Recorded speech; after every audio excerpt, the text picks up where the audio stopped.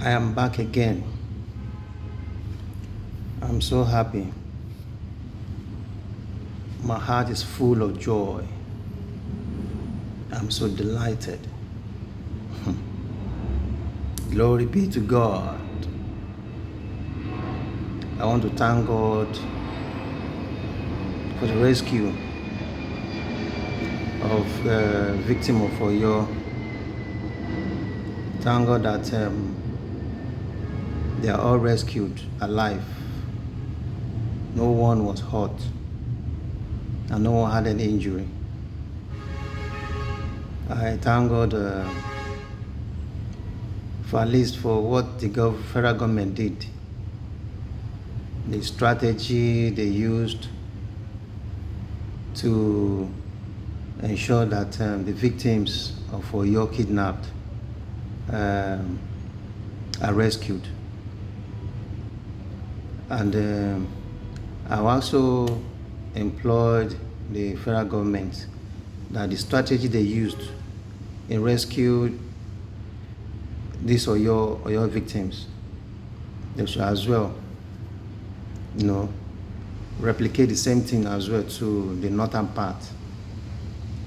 Those ones that the kidnappers, if I won't call them kidnappers, terrorists, have actually, kidnapped and they are in their den. Though some are released, while some are still with them. Government should try as much as they could and ensure that they are as well rescued. This is what I normally say. Federal governments know exactly what to do. If federal government want to react, if they want to do a perfect job, they will do it perfectly. Just look at the way the rescue mission was carried out. A strategic plan was placed and it went on smoothly, though there were casualties. For the gallant soldiers that died, may their soul rest in peace. But as well, kudos to the federal government. Because as it is now, even some northerners, the elders, from the north, and the Arewa Conservative Forum, they're agitating that they too needed such swift actions from the federal government in rescuing, some of the victims in their own parts. And I think the federal government have to do more. They have to do more. They are tried. They are trying, but more has to be done. So now I will stop and allow you to watch the analysis. The quality of intelligence that we had to come up with and eventually develop before this final rescue? I think we need to first have an understanding of the background. So sometime last year, precisely May, 9th of May, one of the top Al-Qaeda affiliates known as Ansaro leaders was arrested by the DSS. His name is Abu Bara, but his real name is Abbas Mukhtar, popularly known as Abu Bara, was arrested. And the second one, who happens to be the main leader, which is popularly known as Mahmouda, whose name is Abubakar Abba, was arrested 27th of July by the DSS last year. So these were top leadership of the Ansar group and affiliates of the Al-Qaeda, and also wanted by the United States government and the United Kingdom government for terrorist-related attacks. So when they were arrested, the members became desperate to secure the release of their leaders. So several attacks were attempted last year that were foiled by our security forces, especially on the Wawa detention facilities of the Nigerian Armed Forces, with highly sensitive detention facilities in Niger State. The attack were foiled, and after that they went quiet and started planning this attack. So this was a carefully planned strategic operation. And the reason behind it was our choice of location, and the people was one. They needed a place where an action that can hit the government so hard to force the release of their leader. So they know that the president is from Southwest, so decided to move the operation down south.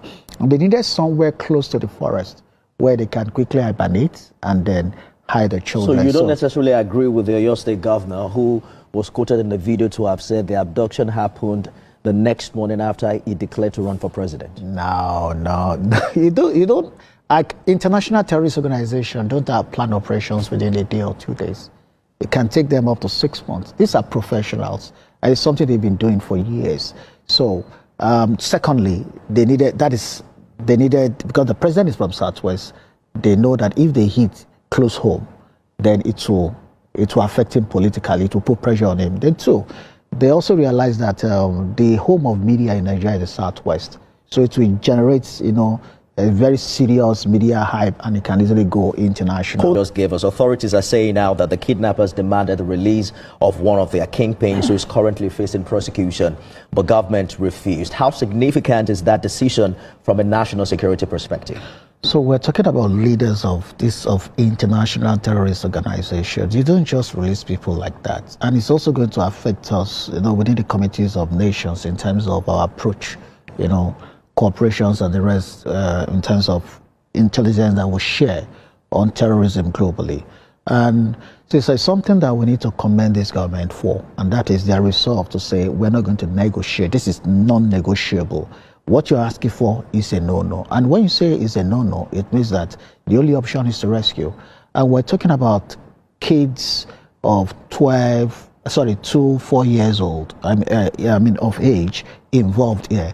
It's not an operation that you can just, go gun ablaze and then enter the forest and start shooting. So it requires careful, operational plans. And if you look at what has happened here, the operation involved the DSS, the special operations squad of the Nigerian Navy, that is the Nigerian equivalent of the U.S. SEAL, Naval SEAL.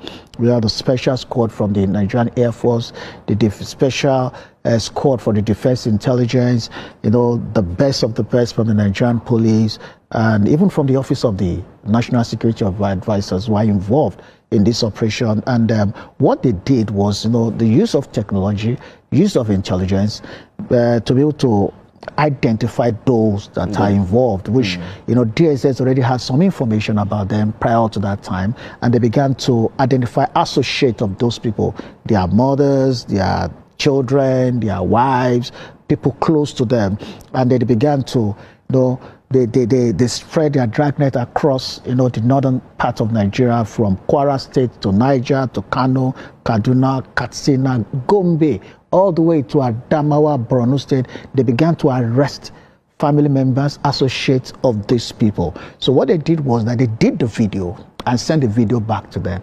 Now, okay, we've seen the one you killed.